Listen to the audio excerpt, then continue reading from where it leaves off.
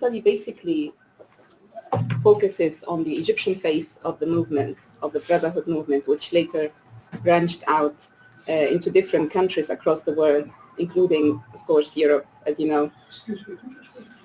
Yeah, okay.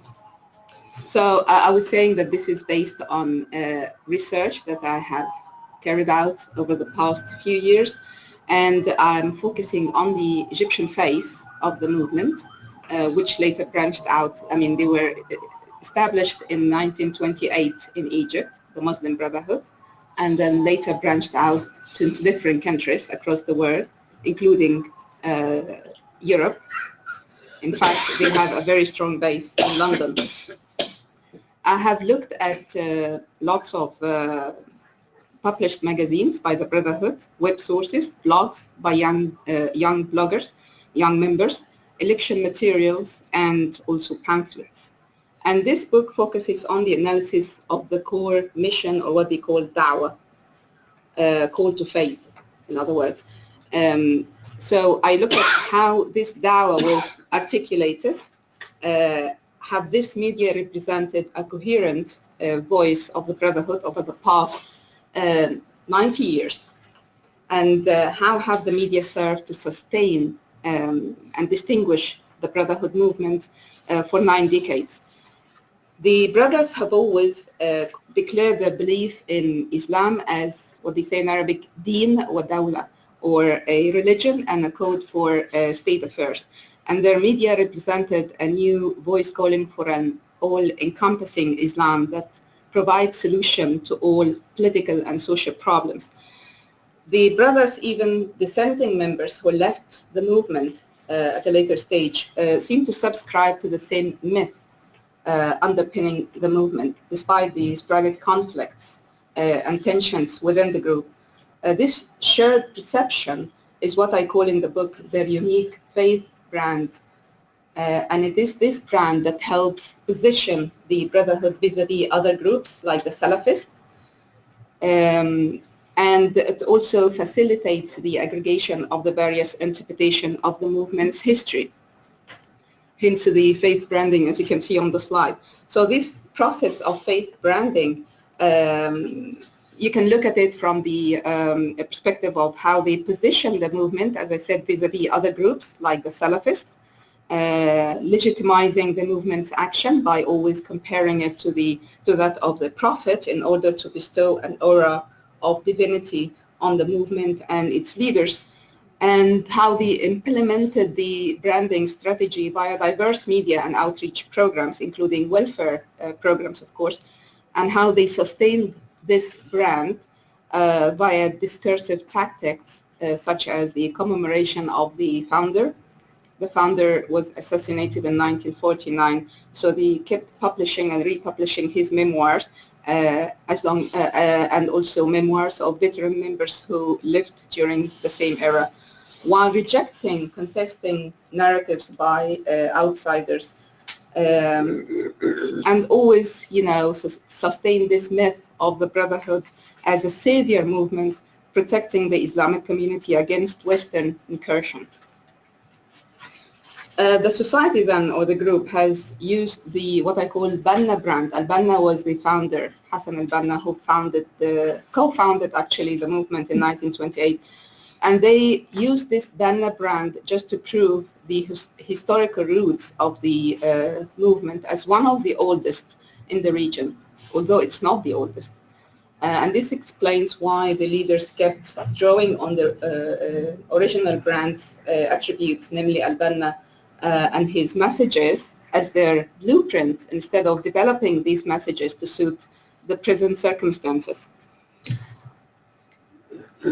Now, in the book, if you want more detailed discussion about their history through their media, I'm not going to get into all of this, of course, but in the book I suggest this chronology of the movement through, as I said, looking at their media discourses, going through different stages.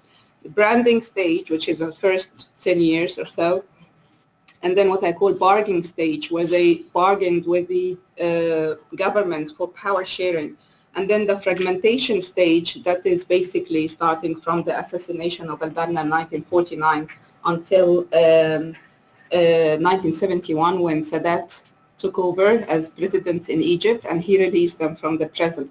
But between 1949 and 1971, that was, in my view, a fragmentation stage because they were imprisoned and oppressed by Nasser regime.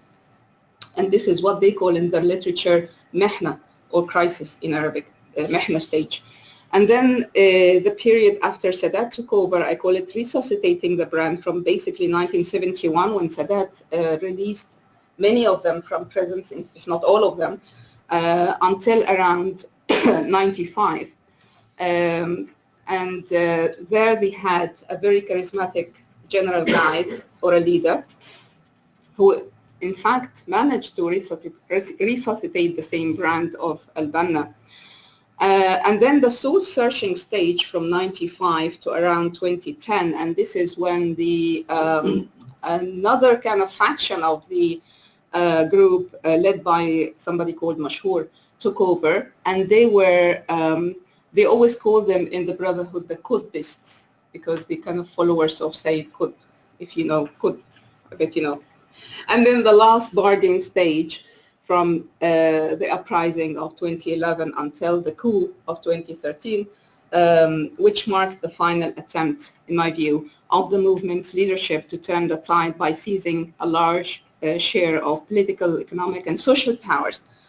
But what you don't know is that by 2010, actually before the uprising, just before the uprising, the movement suffered a serious rebellion from the rank and file, and also from some veteran members. And had it not been for the uprising, the movement might have taken a different course.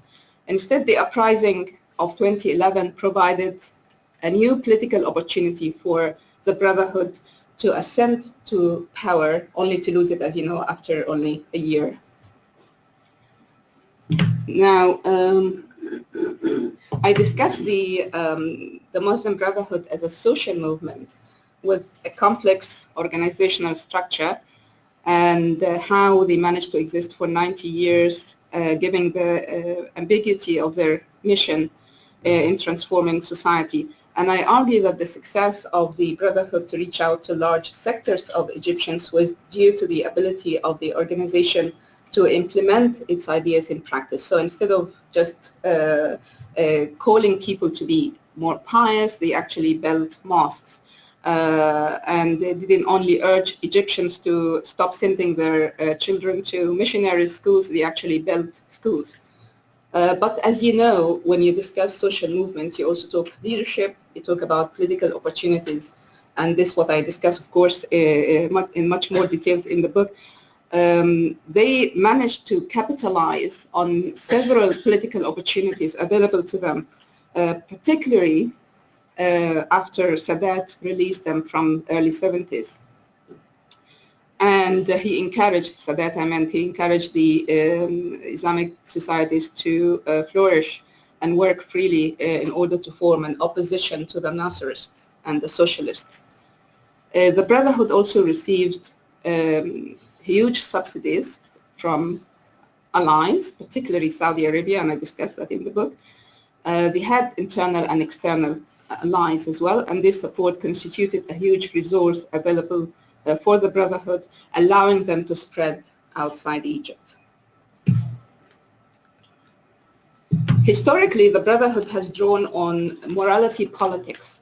So instead of offering new policy ideas, they demonstrated the moral position of the speakers. And this may explain why their magazines and media circulated emotionally charged stories first about the missionaries, and then later about the suffering of Muslims in non-Muslim and non-Arab countries. And I cannot stress enough the role of narrative in political Islam, as it is in politics, as you know, and how it can be used to create new storylines with heroes and villains, problems and solutions, and to instigate transformation. The most commonly used narratives by them were the story of decline and the story of control. The story of decline would refer to the myth of returning to the beginning, or what they call Salaf, where life was claimed to be morally and materially better than it is at present. And the second narrative story of control would refer to the story of conspiracy. So problems are caused by an outside force, the West, of course. Narrative can be deliberately ambiguous or carry more than one meaning. So in order to allow receivers to interpret it in various ways. And this could therefore secure the support of different groups, even if each group attaches a different meaning or intention to the same narrative. I don't know if you can see that. But I argue in the book that there is no, can you see? Just about, can we enlarge? But there are no, I argue that there are no really objective criteria of ideal political institutions according to them, other than emphasizing the significance of leaders' virtues. And as Olivier Roy said, that would make the Islamist project never attainable by institutions, only attainable by man or by individuals, if you only wait for a virtuous person, a virtuous leader to lead. The Brotherhood was certain, however, that voters would never choose any other legislation but Sharia, and the question of whether people wanted to apply Sharia was rather for them an illogical assumption. And when their members participated in political elections, they hardly or never cited their own interest in political power as such, as their motivation, but they tended to stress that they were doing it for God's sake. And the famous brother, or he said that he is no longer member, Sheikh al-Qaradawi, acknowledges in his own memoirs that the biggest failure of the movement was that it never had a strong intellectual project. So his battalion, they had I don't know if you know about their organizational structure, but the smallest unit of the movement would be called family unit, or the Usra. It's like a cell of 5 people with a leader, and then the kind of what they call the secret apparatus would have battalion. A battalion would be a cell, again, also 5-6 people. So Qaradawi's battalion, he said in his memoir, didn't provide books to read, save for al-Banna's messages, and it only aimed to enforce one main principle, which is obedience. And I also quote other former members, because I read the memoirs of some of the people who left the group, and they also mentioned the same thing. They had the same complaints, that they never felt a strong intellectual project or a clear intellectual project in the movement. Now, they were always accused by, or often accused by the Egyptian intellectuals of working for the groups for the Brotherhood's own interest and not those of the majority of Egyptians, especially when the Brotherhood's general guide announced in 2010 that his movement had no objection to Mubarak's succession plan, which would allow Mubarak's son to pass the presidential seat to his son. The brothers were accused of screaming and shouting for help only when the ruling regime cracked down on them. But when their crisis eased up, they would turn their backs to everyone else, according to their former deputy general guide, who stayed with them for 43 years and then left and wrote a couple of books about them. It was this criticism that forced the movement to re-evaluate its stance as an opposition party to Mubarak's regime, and the leaders allowed the rank and file then to join protests staged by other parties and movements. That was, of course, before 2011. But again, the extent of such collaboration with liberals and the leftists in such protest was still controlled by the leadership. So the leaders have to approve everything. And as I said before, right before 2011, they actually had some rebellion from rank and file.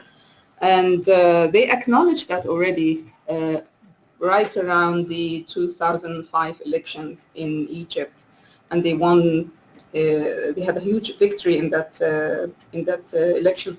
But around that time, they acknowledged that there is a problem, and they felt like people are not really joining. Now we're talking, I'm going to tell you shortly about the core membership versus supporters, but we were talking about the supporters and people who are kind of members, or they think they are members, but they are not really. But the leaders or the core members acknowledge the problems within ranks and files, and then they discussed it at the leadership, and then they arrived at the conclusion that it must be because of the weak faith of young people. So they have to, think or rethink or reinforce their curricula, and their curricula used to draw on quotes writing, but also other members as well, especially, of course, Al-Banna's messages. So they opened the door kind of to people to join, but again, they are not to join not as a core members, but they are kind of supporters. And that was around the 2005 elections. They accepted basically everybody. It looked like they relaxed the rules, but they haven't really. But young people who join, or the potential recruits who join, they still raise doubts about what they saw as favoritism and nepotism policies. So they raise questions about the rationale of promoting sons and daughters of leading members. So leading members, let's say someone like Qaradawi or someone who joined the group in the 40s, then his son would have priority to be a core member, not just supporter. And that person's children will also have advantage of becoming core members. But other supporters and other members raise questions about the rationale of promoting those sons and daughters of leading brothers rather than more qualified members who had no similar family links, or the rationale of providing financial aid to selected members, because within the Brotherhood movement, people could ask for small financial subsidies to start projects, but that was given to selected members, again, regardless of their skills and education. So there were young members who complained that they were merely mobilized to cheer the weddings of sons and daughters of celebrity members. And what increased the grievances was the number of resignations of some mid-ranking leaders of the 70s generation, in the 70s and 80s. One of them left the movement to form his own party, unsuccessfully though. And some young members also left basically by end 90s and right before the revolution of 2011. And they left because they felt the Salafist trend was taking over, was becoming rather strong within the Brotherhood movement, while others left for personal reasons to explore their sexuality, because it was a taboo topic, of course. And when the so-called Al-Azhar episode broke out in December 2006, when a group of young brothers staged a massive demonstration at Al-Azhar University showcasing their martial art skills, it was blamed on the Salafist youth who joined the Brotherhood movement. But that episode, according to a former member, reflected the movement from inside, he said. No one is held accountable, especially if he's a leader or even from the middle ranks. And the issue would be postponed indefinitely until we totally forget about it. But the Al-Azhar episode resulted in the arrest and imprisonment of leading figures such as Khairat al-Shater, who is the chief financier and strategist, and 140 students. The movement dedicated massive resources and online activities to promote the release of al-Shater in particular. So there is some entity here called the Islamic Human Rights Commission based in London, which published and distributed a booklet online called Prisoners of Faith Campaign Pack, which, as I said, was available online, and readers were urged to write to the UN Commissioner on Human Rights, the Foreign Ministry in their countries, and to the Egyptian embassies in their countries asking for al-Shater's release. So the booklet was actually a good example of the treatment given to some selected members like al-Shater compared to that given to the rank and file. And here are some quotes from rebellious members, one of them called Osama Dora, who wrote a book in 2010 about his experience in the Brotherhood. And another one, who was a blogger called Abdurrahman Rashwan, wrote in his blog complaining that about the Ikhwan online website. Ikhwan, of course, is Brotherhood in Arabic. And he complained that this is, for him, was a weak site, a weak website, which hasn't risen to the level of event because it didn't provide any forum for objective debate. And the bloggers also faced harsh criticism and were always blamed by the leaders of their family system, remember, the unit. So there were always disputes about what to publish and what not to publish. Members could also be blamed for anything, like they have to consult, literally consult their leaders about anything. Like one doctor who visited Denmark in the wake of the Danish cartoon affairs without consulting his leader. He was later suspended, and he had a dispute with the leaders, ended with the resignation of that young member who went to Denmark without consultation. And that member joined a liberal group later. So families, this family unit was run like a typical Egyptian family, with the leader acting like a strict father figure. Young brothers were also confused by the leaders and clerics' contradictory statements. As one suspended young brother here, I'm quoting him here on the slide, he said, sometimes the character of the group is not coherent at all. He said, sometimes it's a dawah movement, at other times it's a secret organization. A brother is sometimes a brother to me, whose company I enjoy, and at other times he becomes a supervisor responsible for monitoring me and assessing my performance, or suddenly becoming our MP candidate. Sometimes we are reformers, and at other times we compete with a Salafist. So as I said, there was that point of their history where they didn't have a clear identity. So the media, including new media, were also selective in covering any criticism or tension within the group or any grievances. So comments by dissenting or disagreeing members were deleted from Ikhwan Online website.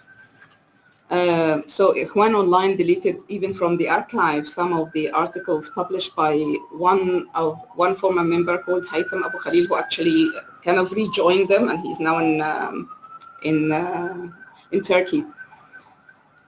So he himself wrote a book complaining about that, and he said that Ikhwan Online media is not serving as a forum for discussion among members, and saying that they acutely need such a forum.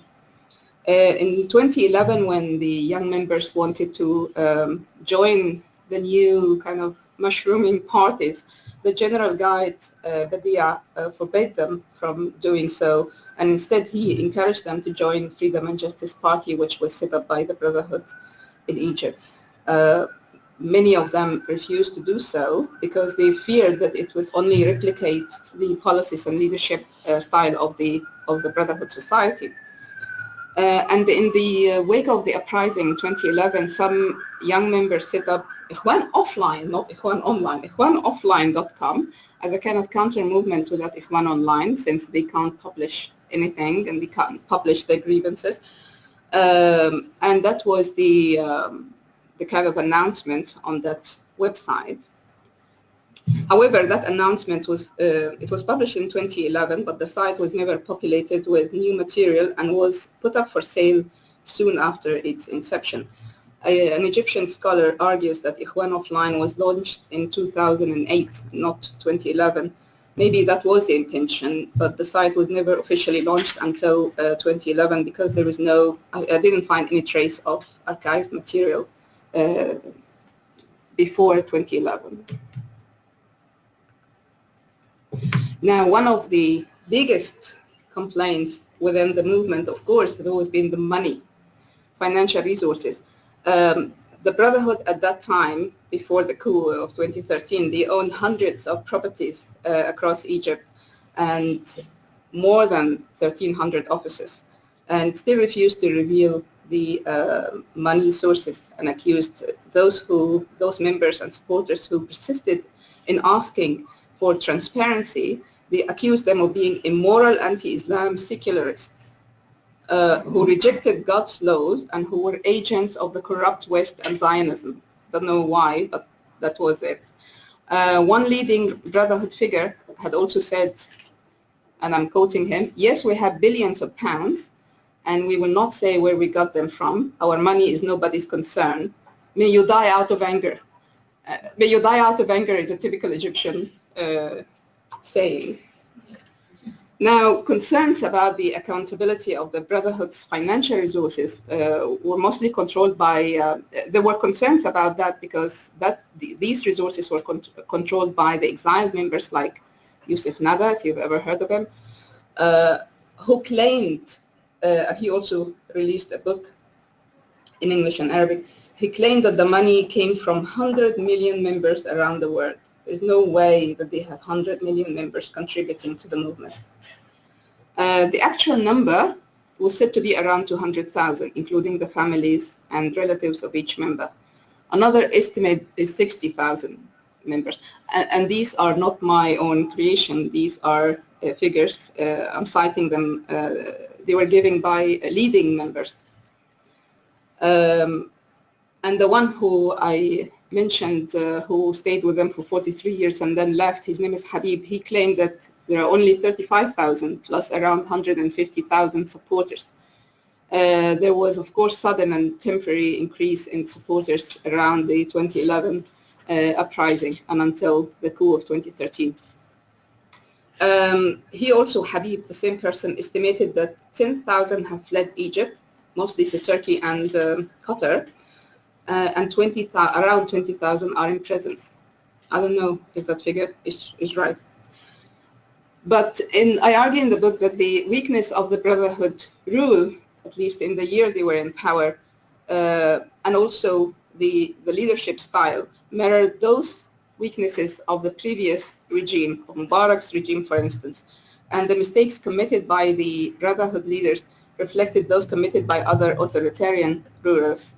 And the Brotherhood leadership ran their own intelligence service within the movement, with members reporting on one another. While in power, Morsi adopted Mubarak's policies by passing a constitutional amendment which granted him powers above all state institutions. And he also spent much of his time trying to transfer power from Mubarak's people to the Brotherhood people. And even the Brotherhood's so-called Nahda project was nothing more than a new liberal plan aimed at further privatization. Now, I argue that their loss of power wasn't the only missed opportunity in their history. In fact, their whole history, in my view, has been a series of missed opportunities. The movement could have allowed a genuine debate to flourish among members, develop new ideas and perspectives, and enact transparency in its affairs, particularly, of course, financial transactions. After the overthrow of Morsi, toppling of Morsi in 2013, and the imprisonment of the leaders, the movement missed yet another opportunity to regroup and unite around an agreed set of goals. Instead, different messages were sent. Some promoted a form of reconciliation with the regime, while others proposed the use of violence to recapture power. And at the moment, there are several channels beaming, mostly based in Turkey, inciting sometimes for direct violence. But funding still in the hands of the old guard, and I seen that ikhwanonline.com was replicated to something called ikhwanonline.site, ikhwanonline.info, and that showed you that there were tensions within the group. So some people, especially the old guard, controlled the old site. The young members who are still in Egypt tried to launch a different site and so on. One observer compared the movement to a crowded bus. As long as the bus moves in a straight line, the passengers are happy. But once it arrives at a crossroads, passengers disagree among themselves about which direction the bus should take. Now, when it comes to their success as an Islamist movement, the most significant success of the Brotherhood, and indeed other Islamist movements like the Salafists in Egypt and the region, has been the persistent in exalting the Islamic discourse as hegemonic in political and knowledge fields, promoting politicians even to draw on the same Islamic discourse and quote their own policies with a religious flavor in order to appeal to the masses. The tendency, for instance, to Islamize conflicts documented in the Brotherhood media discourse has been disseminated in mainstream institutions as well, including Al-Azhar and mainstream media in Egypt and in the region.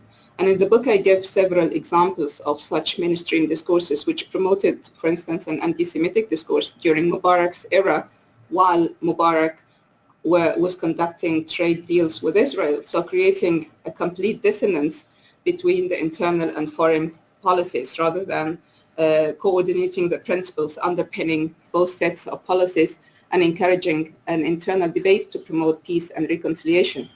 And these double standards between internal and foreign policies allowed hatred speech to flourish internally, while externally the regime would adopt the tone of peacekeeping.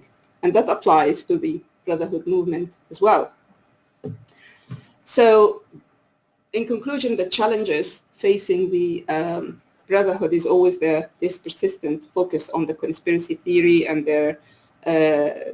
this double standards between internal and foreign policies, which we also see with the regime. So Islamist movements like the Brotherhood have resorted now to a simplified view of reality instead of engaging in critical thinking, while adopting the cyclical view of history as repetitive series of events. So they think of history as such, so releasing them from present, allowing them to attain power only to put them back in present. So they are basically waiting now for the turn of the tide and for their mahna or crisis to wane.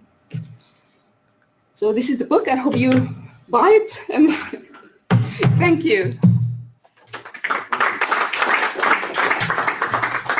Okay, we have plenty of time for questions, comments, so floor is open.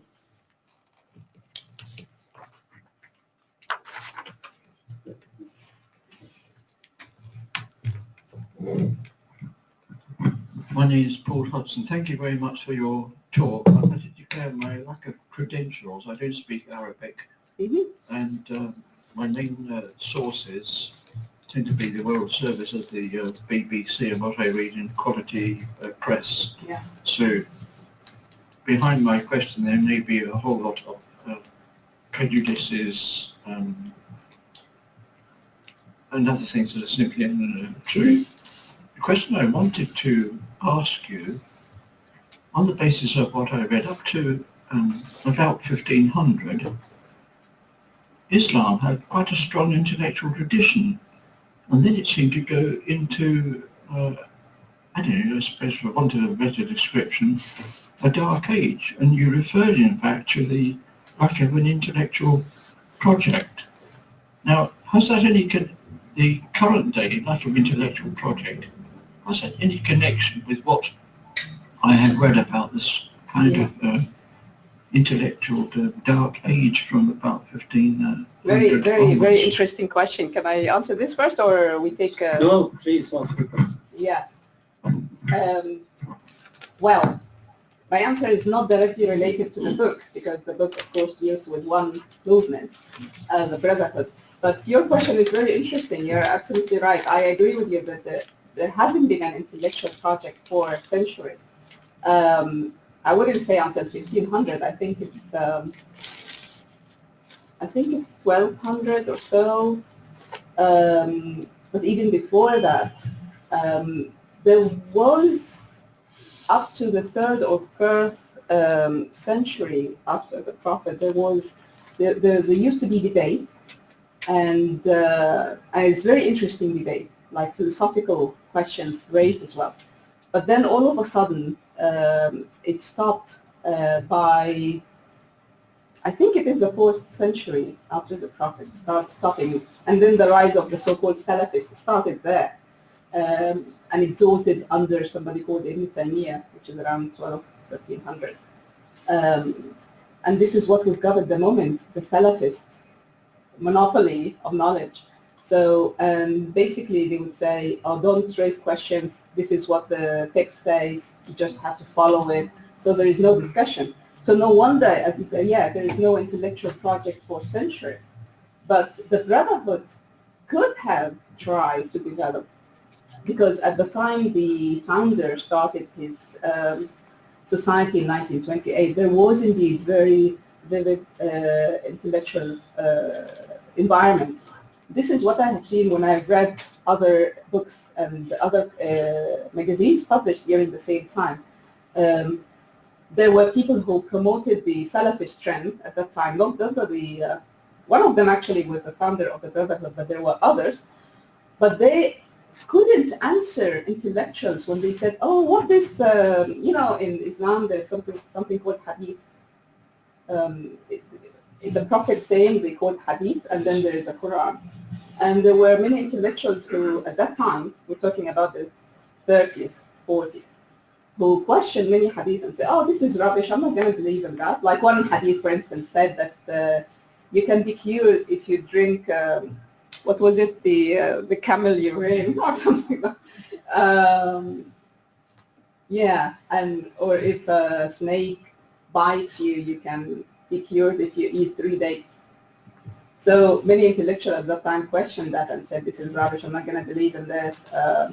You should only resort to Quran and only read the Quran. But now in 2018, it's very difficult to say that to clerics in Saudi Arabia or the Salafists everywhere. They will still insist that what's written is right. It doesn't matter. So yeah, it's a matter of developing this intellectual project.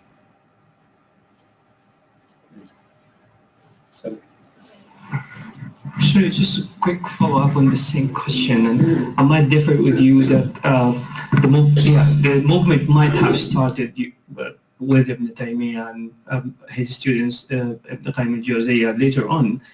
But I think the face that we see nowadays, which quote-unquote Salafis, is much developed movement happened during Muhammad ibn Abdul Wahhab in Saudi 200 years ago.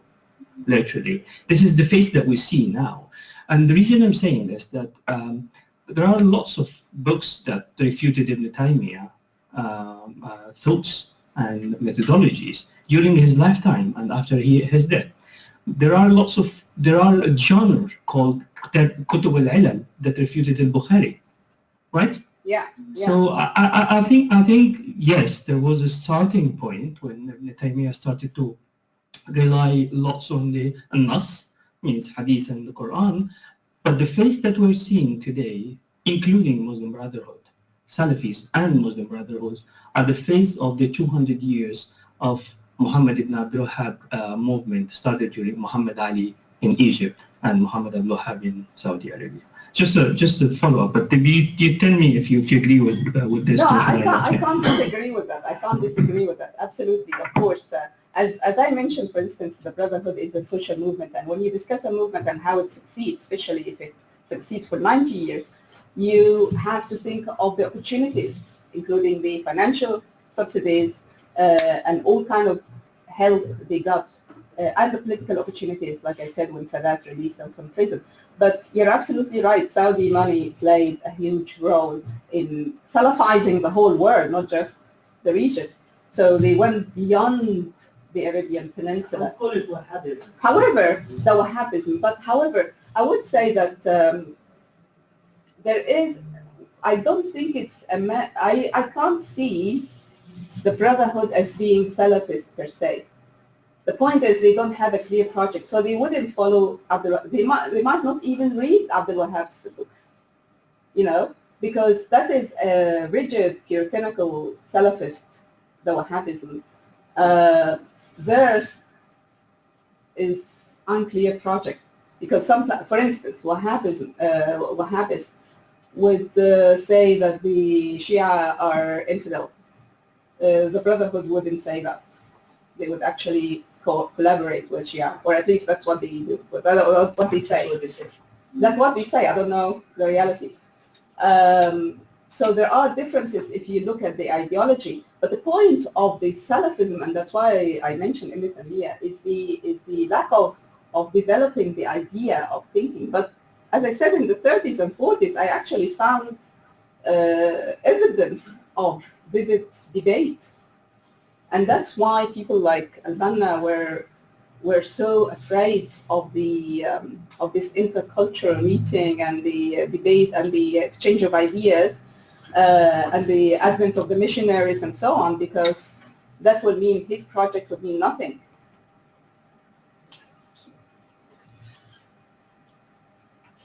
What do I do? I noticed on one of your slides you said that somebody had said that the Muslim Brotherhood sort of repressed creativity and intellectual questioning, and also elevated the leaders with a sort of holy aura. Yeah. And I may be misinterpreting this completely, but to me that sounded quite cultish. Absolutely. And I was wondering That's if very you agree. interesting. Yeah. Yeah. Yeah, because I have a friend who joined the cult here. She's British, and she joined the cult when she was younger, a leftist cult, Marxist one. But when she was telling me about her experience, I felt like, oh my God, you're talking about the Brotherhood. Yeah. Yeah, absolutely. There were members who published in their memoirs incidents like they went to the big leaders and told them, oh, but we read the Al-Banna's message and this line doesn't make sense. Or, oh, you can't do that. You can't criticize Al-Banna. But when they talk about Quran or something in the Quran, it's okay. You can criticize a prophet, but you can't criticize Al-Banna. So yeah, And also the money as well, taking money from people and spirited away, and elevating internal people, and it just sounded a bit. Yeah. Absolutely. Oh, I'm not completely on the wrong track.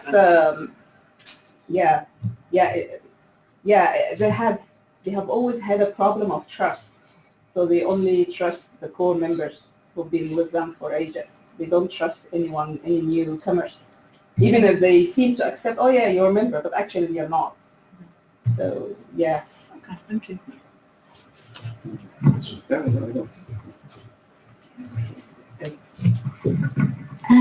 Well, thank you for your lecture, but I just tend again also to differ with you on not having any intellectual project. Actually, that you mentioned that the 4th century we lacked an intellectual project, or just like there were only 2 centuries after the Prophet. In fact, the 4th century was the peak of intellectual projects in the Islamic world. We see that in Baghdad, the school of Suleiman. Sorry? No, after the Mu'tazilites, we see that in the Buyid Baghdad, Abu Hayyan al-Tawheed is a project, and the project of the Brotherhood of Purity. And also even after that, you see in the Islamic world and even in Muslim Spain, you see the whole project of Averroes and all the translation movement from Arabic to Latin in the 12th and 13th century. And during that time, we did have a great intellectual project. And even in the Renaissance, like beginning of the Renaissance, like 18th century, you said, even during that period, you have the intellectual project of Jamaluddin Afghani and also Muhammad Abdo, etc. So I tend to differ with you on this point.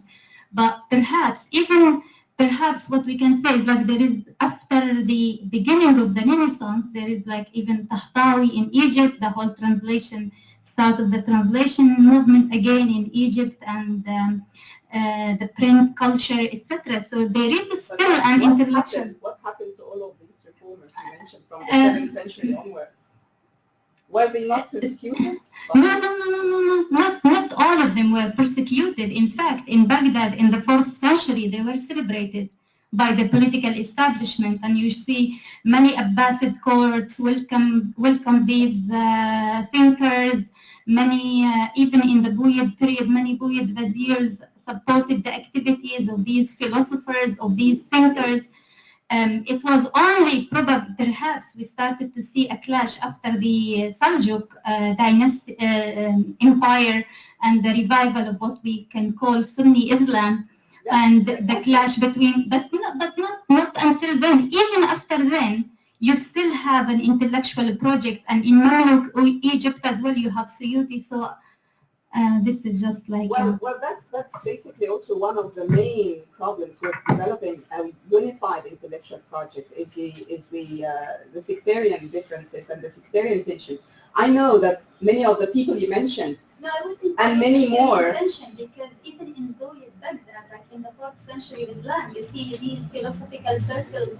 You have Christians, Jews, Muslims debating ideas, discussing I'm not disagreeing. I'm not saying that you are creating it or making something up. I'm saying that this is exactly the tension that we have at the moment with the sectarian tension. That people, as you say, the Sunni were denying the legacy of the Persian scholars, basically, who enriched the Persian and other who enriched the Islamic scholarship. Well, I mean, they are not. People will always say, in, let's say, the Arab world, they had this Ibn Sina and others, and they mentioned so many names, and it turned out that many of them are Persian scholars. But you cannot say like they were denying. We call it Arabic philosophy or we call it Arabic science just because it's written in Arabic. No one is denying the contribution of non-Arabs to the Islamic. They are not denying it, but they didn't take it any further in the Sunni world, did they? Yeah, that's the question. Hi, thanks for the lecture. I'd like to ask you if you could expand a bit more on the project, in as far as there was any project, from the Muslim Brotherhood in the year in which they were in power. I'm talking about social, economic, political policy, foreign policy as well. Any hint of what their foreign policy would be in the long run, particularly vis-a-vis Israel, whether they had any clear stance about that. I think it's fair to assume from what you said, well, 20,000 people in Egyptian jails, and if the past is a guide to the present, one can assume that their conditions must be very poor indeed, if not completely atrocious from a human rights perspective. Also, I would like to ask you if you have an opinion about the West's reaction to both the rise to power of the Muslim Brotherhood and then their deposition. Because it seems to me that when they came to power in the wake of a popular revolution, the Western governments welcomed that and said this is the will of the people. And then when that revolution came to an end through a coup, then they welcomed that as well, even if not expressively, tacitly, doing business with the current strongman. So I just would like to know if you have an opinion about the West's reaction. Thank you. Yeah, well, about their, well, first about this, the issue of human rights, I don't know the present conditions. I can't comment on this. I have no idea. And I don't want to know anything to do with the Egyptian regime. But about the West and their reaction, well, first you asked about their project in the year they were in power. As I said, when it comes to the economic project, the so-called Nahda project is nothing but a neoliberal policy like Mubarak's policy, extension of it. There was nothing new.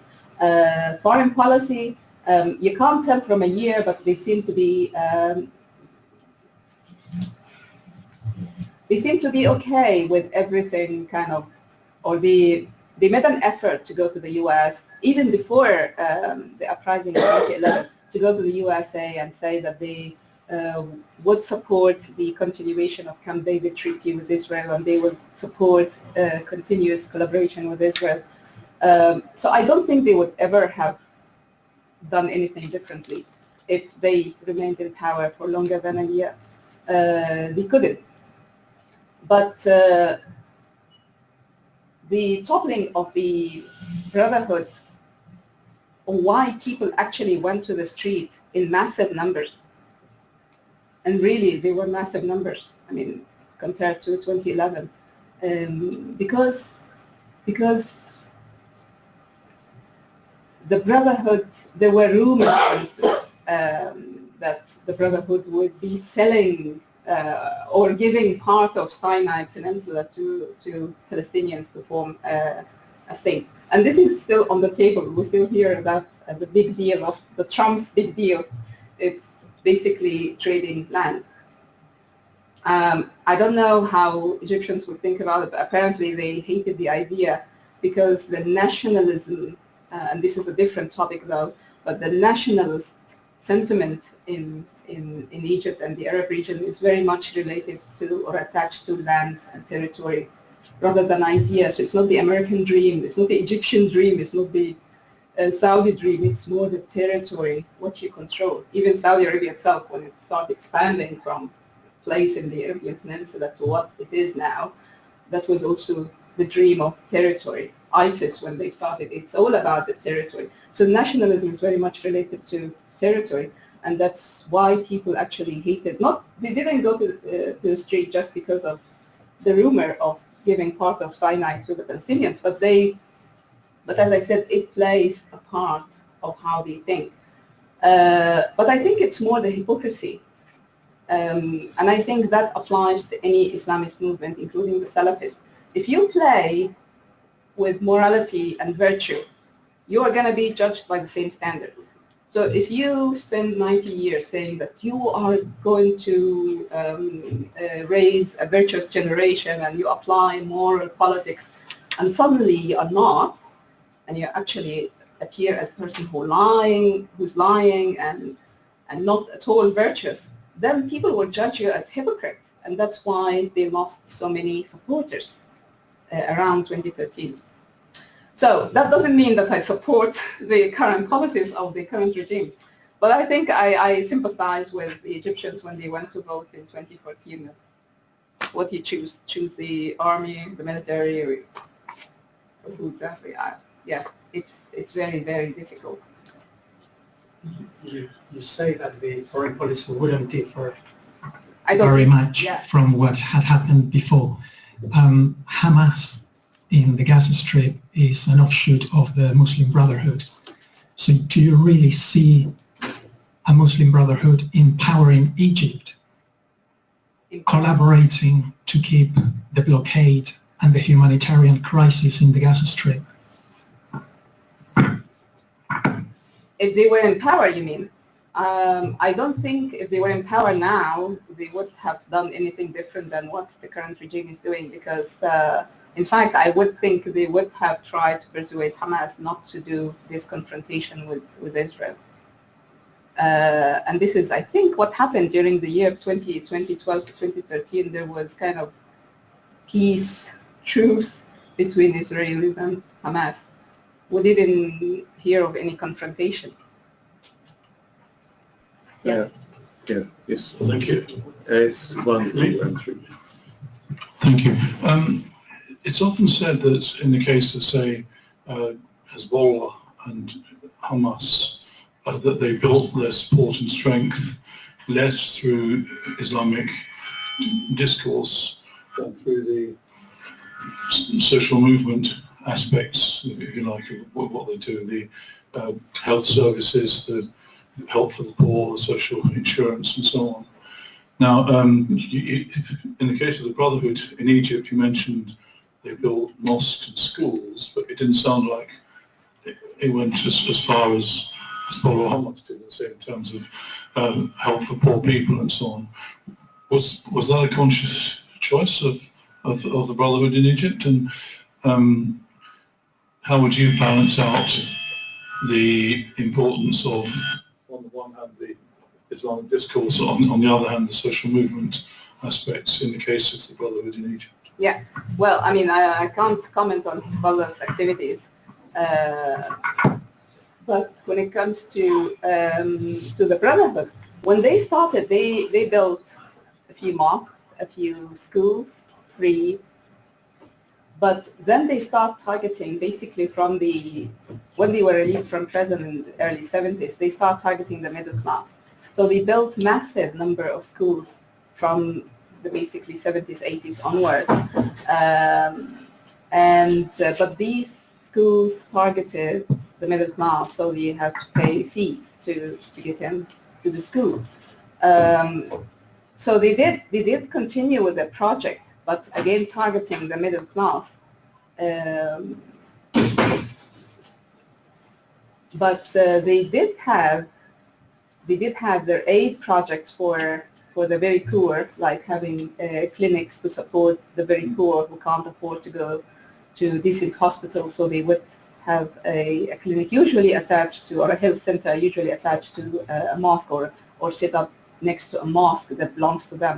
But there were always a battle between the Salafists and the Brotherhood, and maybe other groups, who would control which mosque. So even if the mosque belonged to the state, they would actually go in and take over. And there were indeed, from memoirs I've read, there were many battles, physical battles between Salafists and Brotherhood who would control what. So they did have these projects for the poor, but they also targeted the Middle East, the middle class, long ago. I remember, for instance, in was it mid-90s?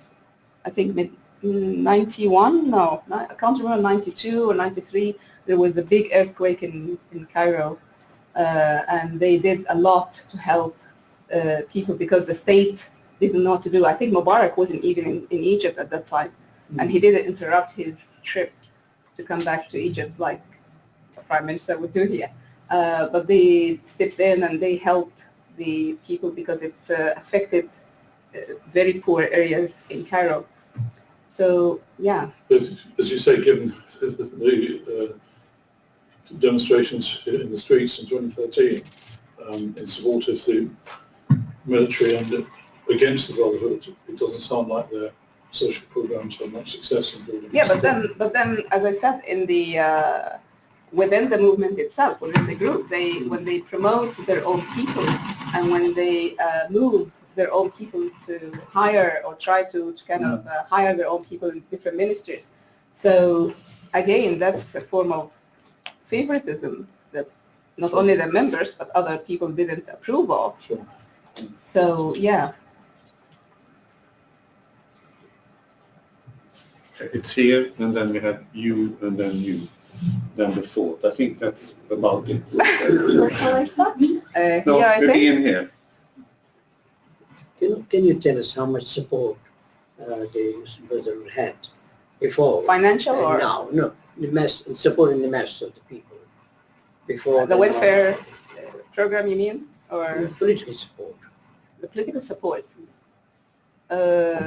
You mean political support from who? From the mass of the people in Egypt. Oh, public support. I think they really lost a lot of their popularity around 2013, around the coup time. But they still have supporters. I just can't give you a number, but they certainly still have supporters on the ground. But the point with the Brotherhood, when they took over, or when Mubarak's regime was toppled in 2011, they thought that they would win the parliament easily and so on. But then they found out that the Salafists have even, more huge supporters on the ground, a huge number of people on the ground that were ready to vote for the Salafists. And I think the Salafists won higher percentage. I think, I can't remember, won 40%. They had massive number of supporters, the Salafists. And that's why I was talking about the soul-searching stage, because their members didn't know, were they Salafist or what exactly is the Brotherhood, what does it stand for as an intellectual project.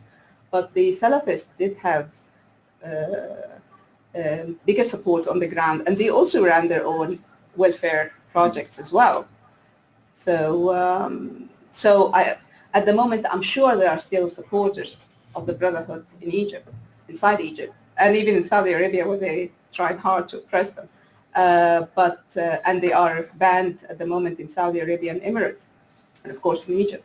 But I think you still have the Islamic project in the form of Salafism everywhere in Saudi Arabia, in Egypt. Yeah.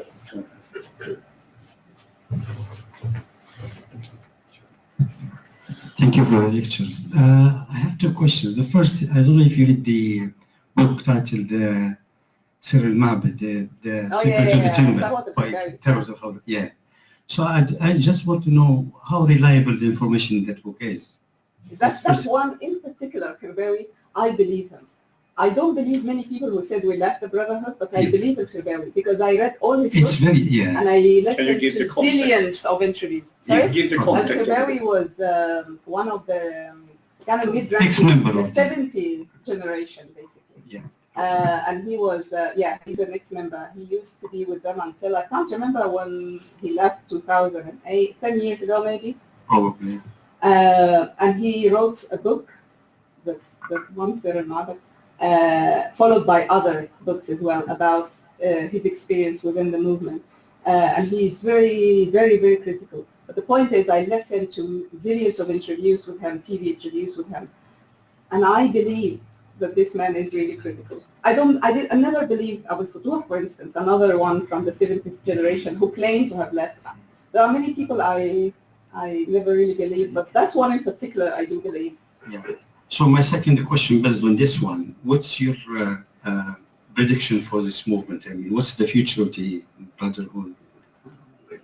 Can never predict, right? As an academic. You studied them very, very well. It's very, very hard. I don't think you can predict the future because everything depends. It's not like there is continuity of policies in the Middle East. It's not like here, God forbid if Theresa May died tomorrow, the policy will continue, right? But in Egypt, I'm talking about the movement, not but political yeah, again, because it has but again, if Sisi dies and someone else like Sadat took over and he released them, then again, the history will repeat itself. So in front and then. I wonder what was the role of Sayyid Qutb, you see, in this moment, you say, because I think he has been quoted, you say, widely, and there is and the other thing, I was confused when you mentioned that it was some core members, and then it's like a Freemason or something like that. Yeah. What was the reason? Now, the whole movement, as you describe it, I've read a bit about it, was more coherent, but it looks like the way you describe it, there is no central philosophy, something so incongruous about the whole set. Can you explain this? Funny, that guy Al-Khirdawi used to compare them to Freemasons and talk exactly about the same thing. But I think, as I said, it's a lack of trust ever since the beginning of the movement. They never really trusted people so easily. So that's why the core members will only be those who are very close, have been with them for decades and never left them and were obedient. While those who are critical, they would still keep them as part of the movement, but they are never regarded as core members because they can't be trusted. It's like a secret society.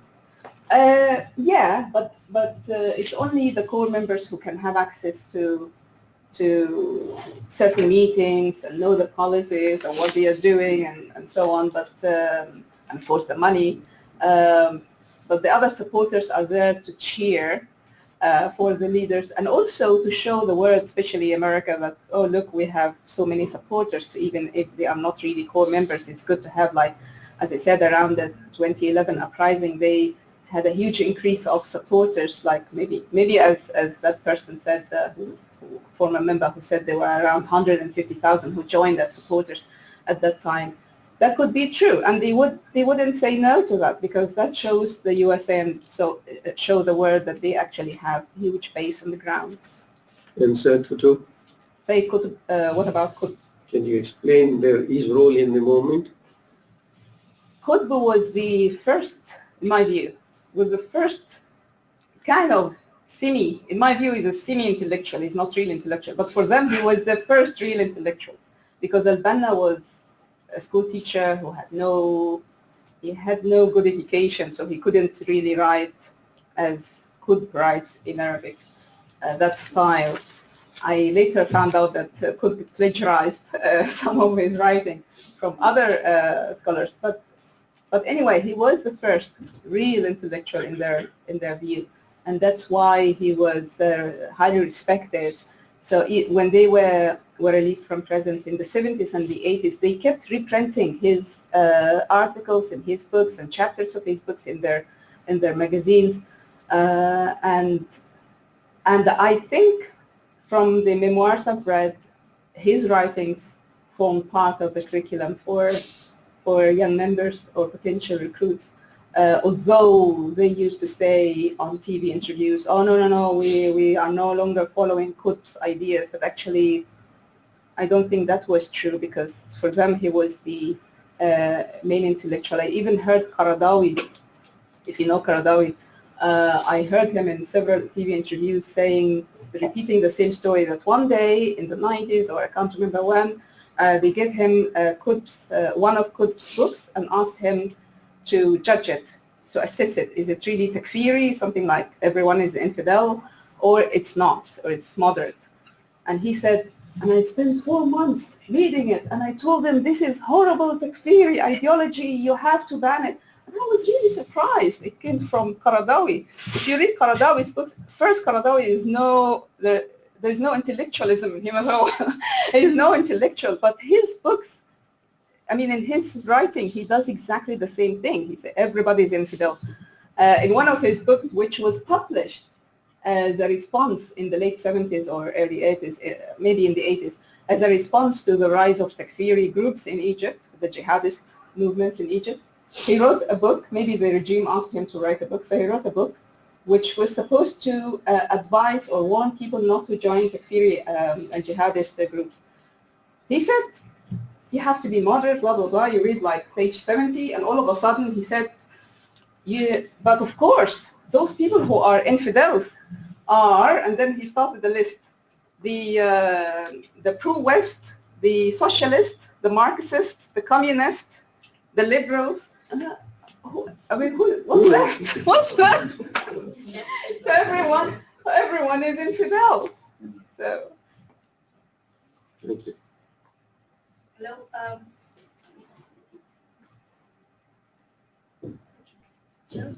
I can hear you. Okay. I came a bit late, so I'm not sure if you have covered the area about which I'm going to ask you questions. Whatever you discussed after I came to the, I came to the room. It was quite interesting.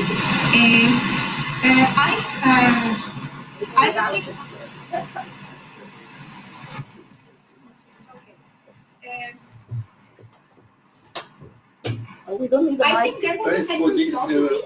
I think there was a central philosophy in Muslim Brotherhood.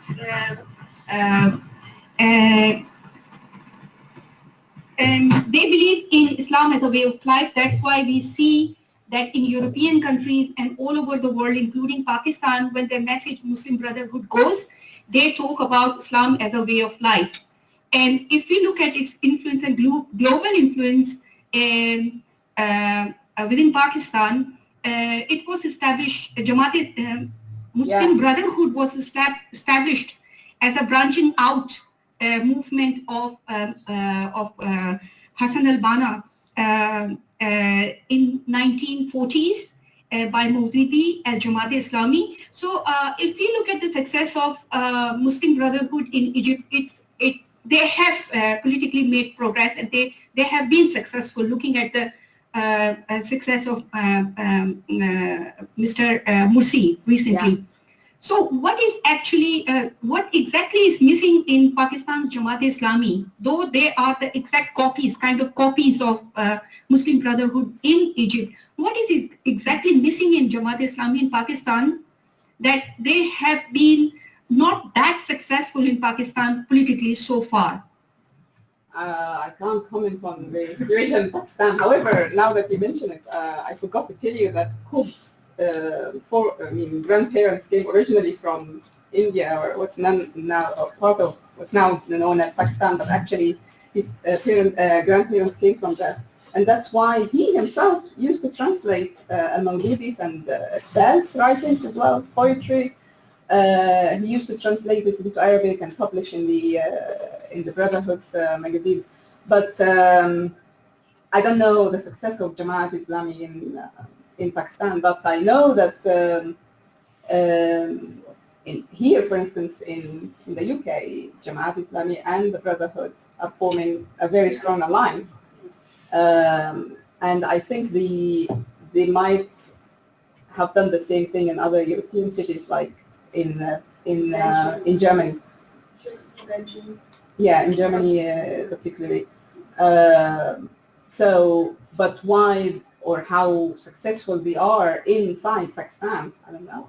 Maybe you know better than me when it comes to. I just wanted to know if it has something to do with their alignment with the military in Pakistan. Jamaat Islami is close to military, while Muslim Brotherhood is not that. They were always close to the military regime. They were always close to Mubarak, and they were close to Sadat. And it's a myth that they were kind of a real opposition. I don't think so. So maybe, I don't know the situation in Pakistan, but I was wondering the competition they have on the ground. I mean, like Sufism, for instance, the Salafism, I don't know how strong this one is, and maybe other groups, like secular groups, you think? Yeah? Okay. Thank you. Okay, before the end, are there any? There's one question online. Okay. Is it possible to draw any interferences from the changes which happened in Tunisia around the same time, where the Islamists there were shrewd and sharp to way towards sustainability than change? Well, Ghanouchi was also a member of the global international network of the Brotherhood, and his group in Tunisia, they managed to make a compromise with the other groups like the liberals and the military indeed in Tunisia. However, this didn't happen. No, this didn't happen in Egypt. So the question is, what conclusion can I draw from the Tunisian example? Or is it, yeah, interferences and changes? Influences. Yeah. Well, as I said, I mean, the Tunisian situation is different because of the presence of different, like, liberal groups. They are also, maybe that's the same like in Pakistan, you're talking about other groups like the seculars, the liberals, and also because Tunisia had run a very secular policy for a long time. He has been successful. And been successful. So, so it's a different situation than to Egypt, where it's a densely populated country, and yet it was the doors were kind of flung open to Salafism. That's real danger and real threat, I think.